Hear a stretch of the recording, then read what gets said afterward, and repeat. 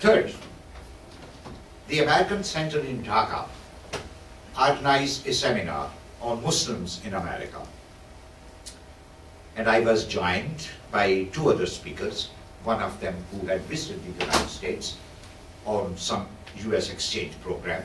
He was a senior officer at the Islamic Foundation, plus another professor of Islamic studies in one of the universities, and one American professor was there.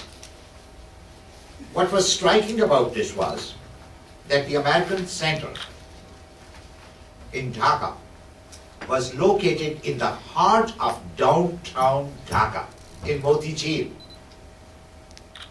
not in a fortress, not in a faraway place where no one can reach. There was no elaborate security, no searches. US embassy officials, senior officials, were mingling with a full auditorium of the people. And that was something which was a very pleasant experience. You could not have imagined anywhere else. How senior US officials mingled with people with ease, with comfort. In the evening, I had a dinner with Mr. Novak. I forgot his first name, Ambassador Shepard probably must have known him, who wrote one of the most beautiful books on Bangladesh, Reflections on Water. If those of you who have not read this book, please do read that. Novak was an old hand, Ford Foundation guy, loved to drink a lot, talk a lot, and a very animated person. He invited me for dinner the same evening. He was staying in Isfahani colony with one of these Isfahani's bungalows. And he told me, he said, and if I can remember his words, I can paraphrase them. He said, the United States Embassy officials here in Dhaka are on vacation. They have no serious problem to Dhaka. This is the only Muslim country where we have absolutely no problem, no dispute, no conflict. So what are these guys doing here? Writing daily pleasantry exchange messages with the foreign minister? That was the time. These were my experiences 17 years ago. Then came August 2005, when bombs exploded in 63 out of 64 districts of Bangladesh simultaneously. And we woke up to a new reality. Although I must mention here, and this is a point that we have to make it clear to the people here in the United States, that there has never been a single incident of terrorism targeting American personnel and American assets in Bangladesh, ever. Ever. Very few countries, and especially Muslim countries, can claim this distinction. In its entire history, not a single American life was threatened even, or American assets were destroyed in Bangladesh.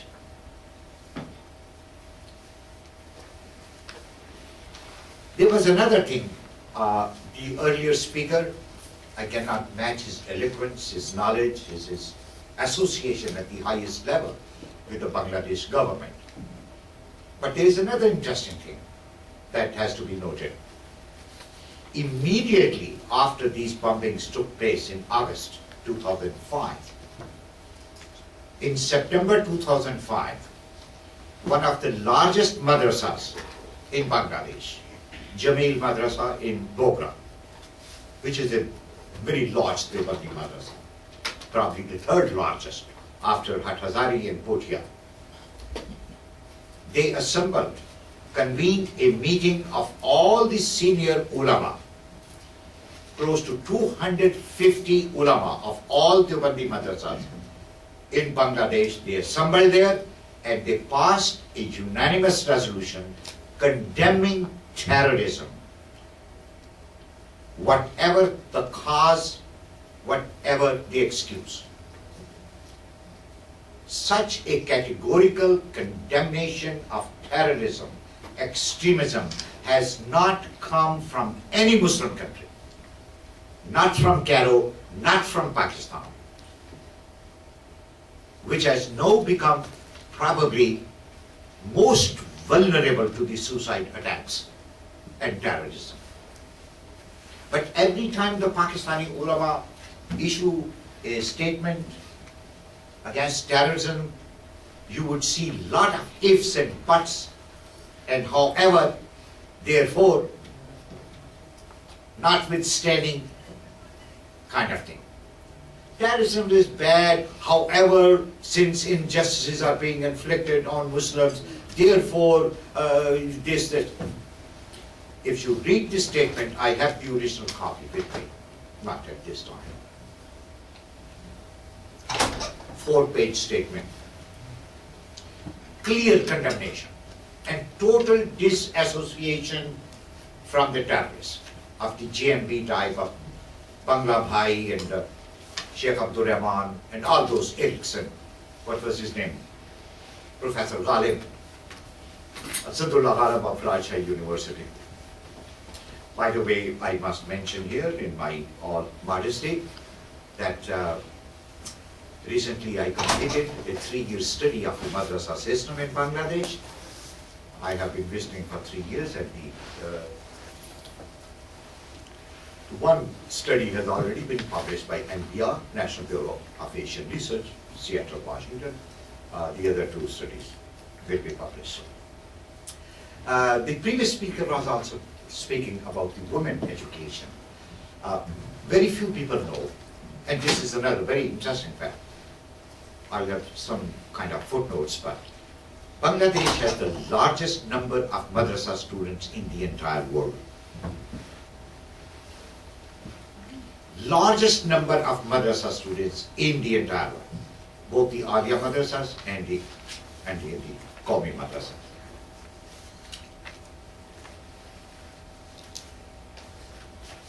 In their entire investigation against extremism, beginning 2003, 2004, 5, 6, 7, 8, only close to 1 dozen or a little more madrasa students have been implicated in terrorist activities.